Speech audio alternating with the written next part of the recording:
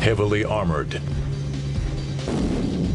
packing massive firepower, and able to traverse even the roughest terrain at high speed.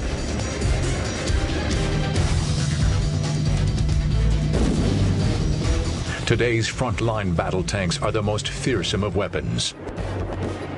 In modern land warfare, tanks lead the charge.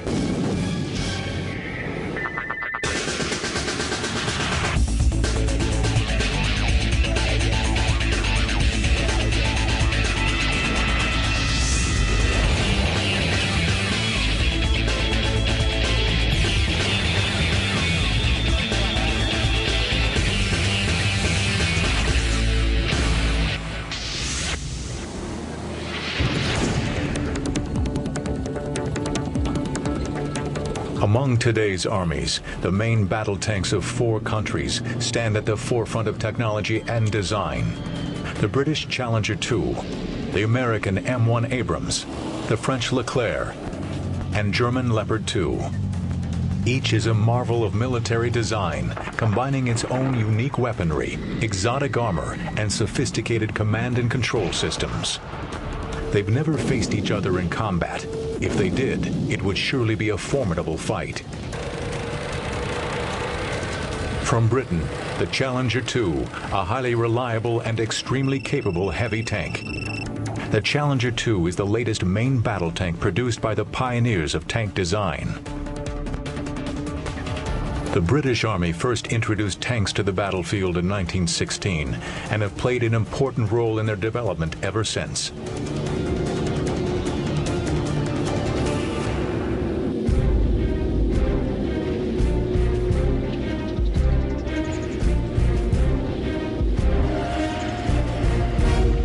The Challenger traces its heritage back to Britain's Chieftain tank. When the Chieftain entered service in 1966, it was the most heavily armored of all main battle tanks. With an emphasis on armored protection, the Chieftain's turret was carefully contoured to optimize the thick steel of its armor. The Chieftain balanced its superb protection with a powerful 120mm gun, much larger than the 105mm guns common to most tanks of the 1960s and 70s. But thick steel armor makes tanks heavy and slow, and the Chieftain was guilty on both counts. Britain needed a faster, more sophisticated tank. During the 1970s, under the codename Burlington, British designers developed a radical new type of tank armor. This complex composite armor became known as Chobham armor, named after the city in which it was developed. How it works and what exactly it's made from remain top secret, but it is highly effective. Most experts believe the armor consists of complex layers of metal and advanced ceramics. When the Challenger 1 appeared in the 1980s, it was the first British tank to incorporate this highly effective protection. Chobham armor made the Challenger nearly invulnerable to frontal attack from deadly high-explosive anti-tank or heat rounds. Besides its enhanced protection, the Challenger was more mobile than the Chieftain.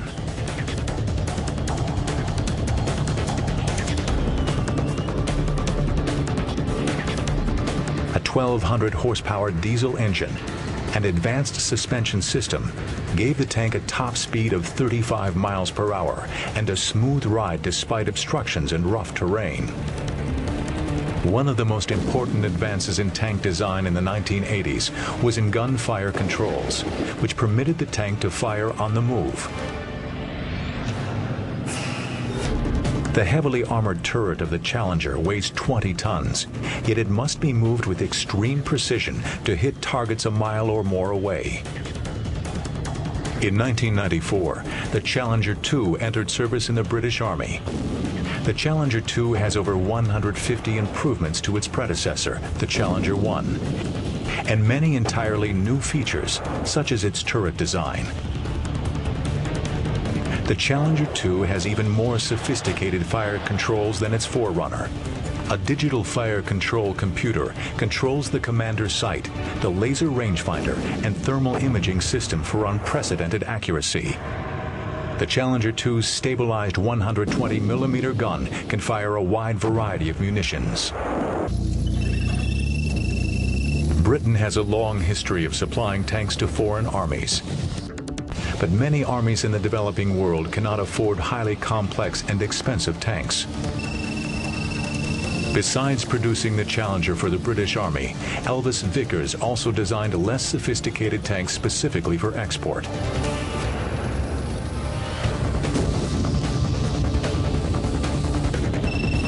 The Vickers Mark VII is an example of British-German industrial cooperation with a Vickers-designed turret and a German Leopard 2 hull.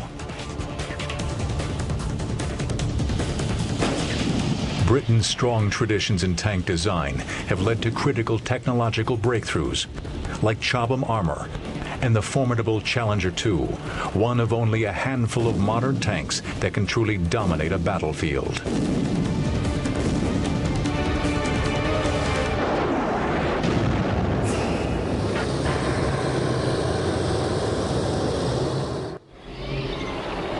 Across the hot, dusty prairies of Texas, the U.S. Army wages mock combat in one of the world's most formidable tanks, the M1 Abrams, named after the legendary General Creighton Abrams.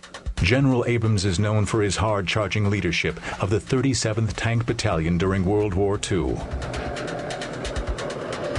Today, American tanks are much more powerful, better protected, and much faster than the Sherman tanks that Abrams commanded. The Sherman was armed with a rifled 75mm gun with just one-third the force of the 120mm smoothbore gun found on the M1 Abrams.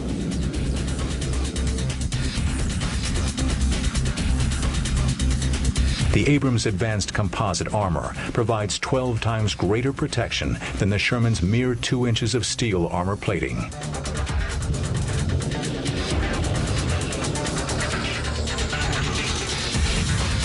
At 25 miles per hour on roads, the Sherman was fast for its day.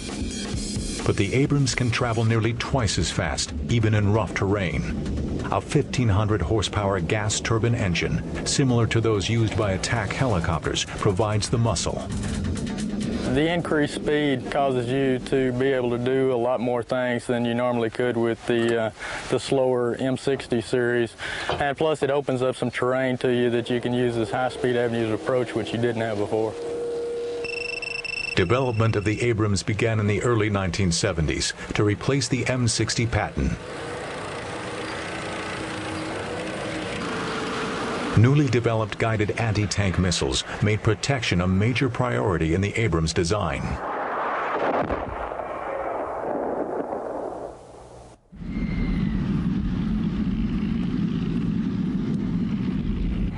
Advanced composite armor, similar to Britain's Chobham armor, was used to counter the missile threat and gives the Abrams its distinct slab-sided appearance.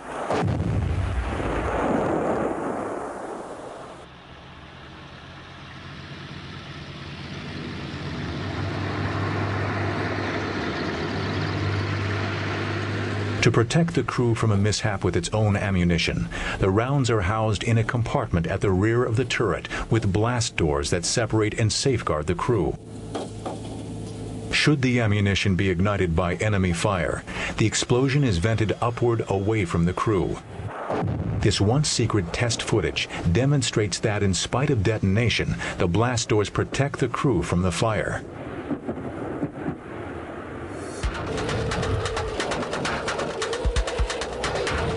While crew survivability was at the center of the Abrams design, additional attention was put toward making the tank more fightable. Thus, the other key aspect of the M1's design was its weapons system. Previous generations of tanks had to stop to fire, while the Abrams and other modern tanks can fire on the move. The computer-controlled stabilization system keeps the gun aimed at the same point, no matter how much the tank is jostled around by the rough terrain. The M1 is really effective with the stabilization system, which is built in, whereas on the old tanks it took a lot of short halts where you stop, move, and stop, move. Of course, with the M1 you can continue to ride anywhere from 30 to 35 miles per hour and fire and get a first round hit.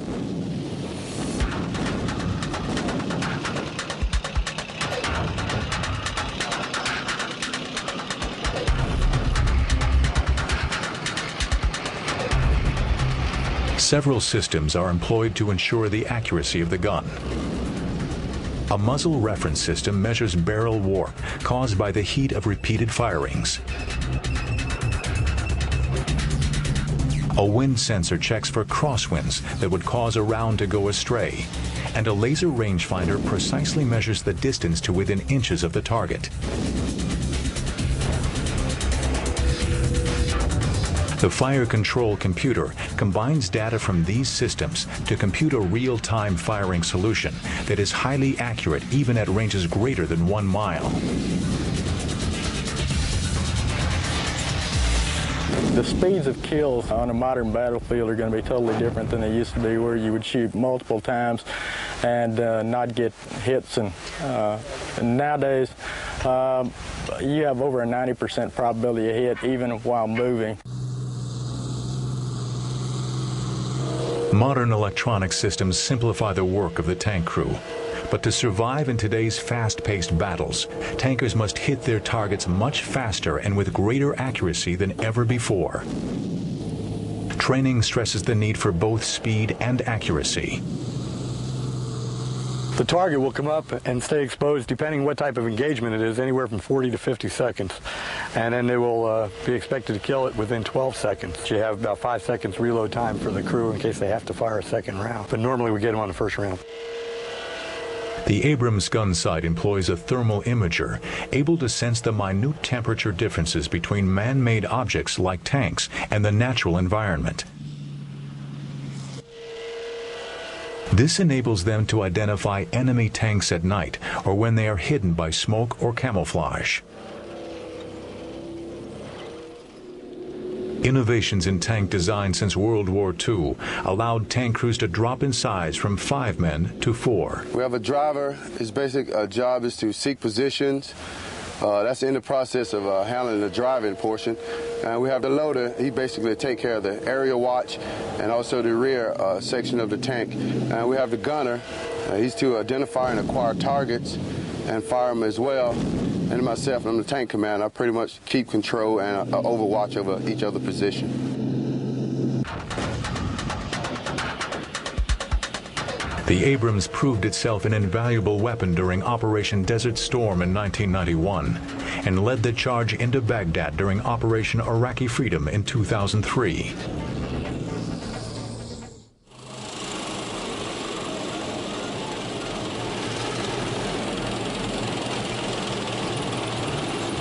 France has long been a pioneer in tank design. The Renault FT-17 tank was the first true modern tank, with its main weapon located in a fully traversable turret. French tank designers continued this tradition with the development of the Leclerc main battle tank. Named in honor of Marshal Philippe Leclerc, who led the Free French 2nd Armored Division in the liberation of Paris in 1944.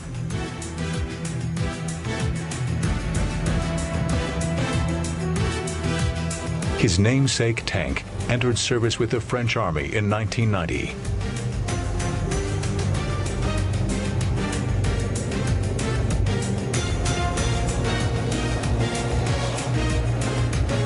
The Leclerc has a traditional turret design, but incorporates many advances in its fire control system.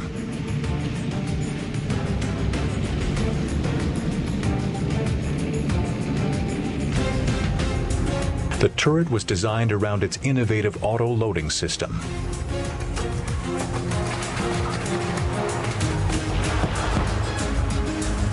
The smoothbore 120mm gun uses the same rounds as those used in the German Leopard and the American Abrams tanks.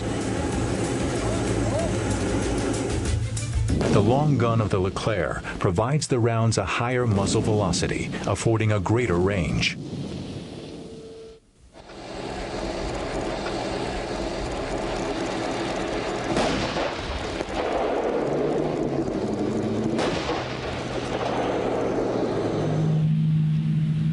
A 7.62 millimeter machine gun sits atop the turret and is controlled from within the tank.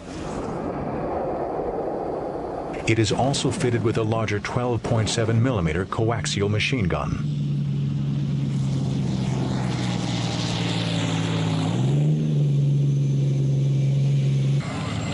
The Leclerc's fire control system can track 6 targets at once, providing real-time imaging from all the tank's sensors and sights. This system can be operated independently by the gunner or the commander.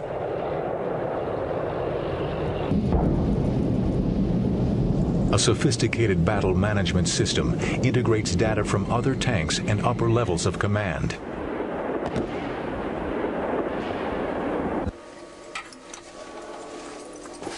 Tank crews no longer communicate simply by radio, but exchange critical information through digital data systems. The Leclerc was designed around a centralized computer architecture. In battle, the Leclerc is in constant communication with other armored vehicles in its unit. This allows the crew to be aware of the precise location, fuel status, remaining ammunition, and other relevant information for each vehicle in their battle unit.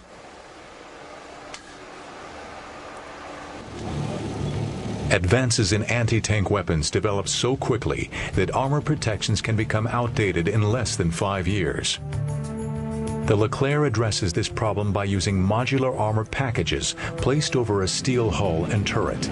These packages can be updated and replaced as new armor technology develops. Not relying simply on armor for protection, the Leclerc is fitted with a Galix combat vehicle protection system. 9 launch tubes are fitted on either side of the turret roof. The Galix system can launch infrared decoys and anti-personnel or smoke grenades. This system allows the tank to launch its smoke grenades, then retreat to conceal its exact location.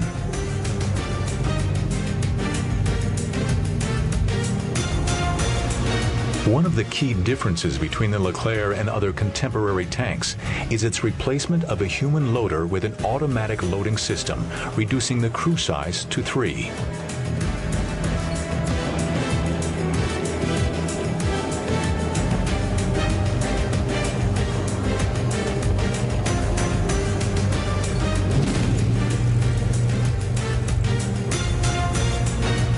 The smaller crew has contributed to the Leclerc's status as the lightest main battle tank in the world today, weighing in at only 56 tons.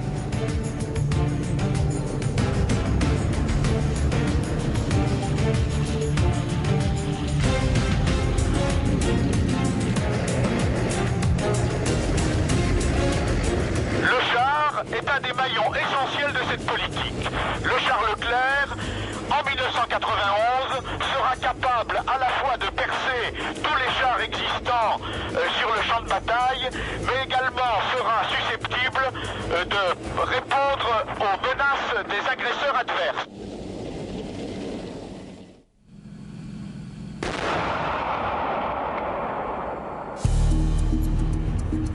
Germany has always been known for their superior tank divisions, which often went head-to-head with the world's most powerful armies. Integrating advancements in firepower and armored protection, Germany's latest development in tank design is the fearsome Leopard 2.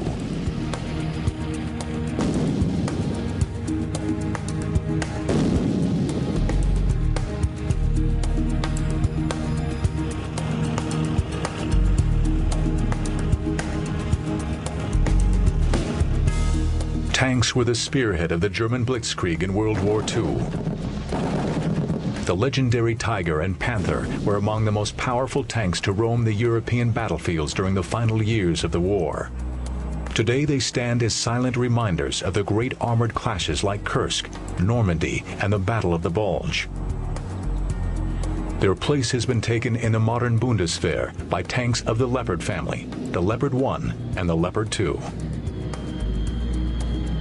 The Leopard 1 was the first German tank built after the Second World War. It entered service with the Bundeswehr in 1965.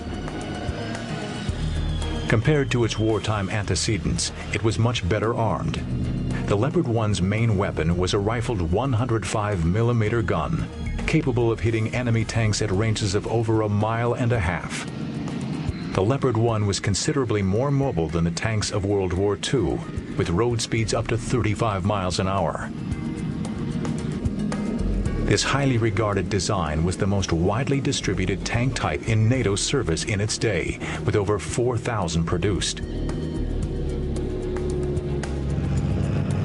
The Leopard 1 also formed the basis for the Gepard, an anti-aircraft vehicle armed with a radar-directed twin 35mm cannon system.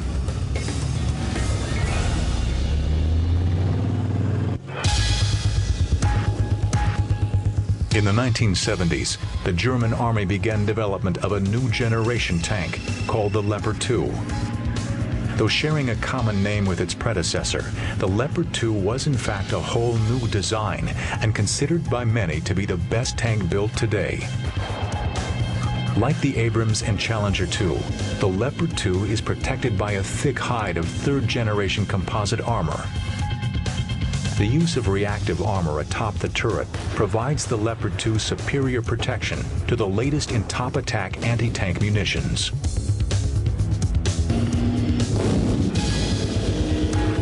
The Leopard 2, like its contemporaries, is fitted with a 120mm smoothbore gun, but with a longer barrel length, it can fire a 20-pound projectile at speeds of over 1 mile per second.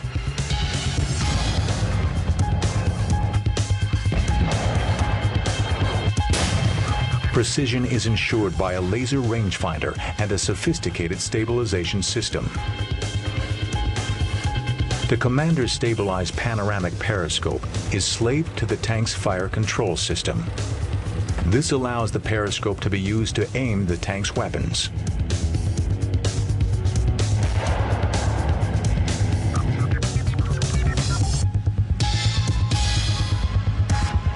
The Leopard 2's rough exterior appearance belies its internal complexity. In addition to the driver, there are 3 crewmen. The loader is responsible for handling the tank's ammunition.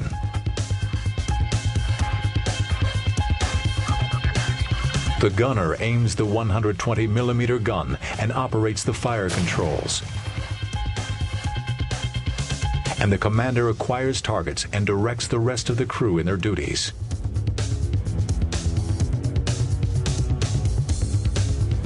Like the Leclerc, the Leopard 2 can employ smoke grenades to mask its position.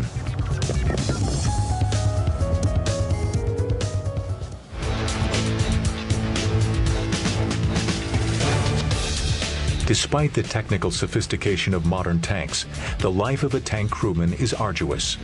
There is ammunition to be loaded and a host of other chores to keep a machine like the Leopard 2 in good operating condition. Tanks are also expensive to operate, even in peacetime. A tank will wear out a set of tracks every 2,000 miles, and they cost over $50,000 to replace. Modern tanks are too heavy to be made amphibious, so rivers are a major obstruction. To circumvent this problem, the Leopard 2 can snorkel underwater with the crew sealed inside the vehicle, employing a special tube to provide air to the engine and crew. High speed makes a tank difficult to hit during combat. The Leopard 2 can attain cross-country speeds up to 45 miles per hour, with its torsion bar suspension dampening the jostling of rough terrain. The Leopard 2, perhaps the best combination of armor and firepower on today's battlefield, proudly carries on Germany's excellence in tank design.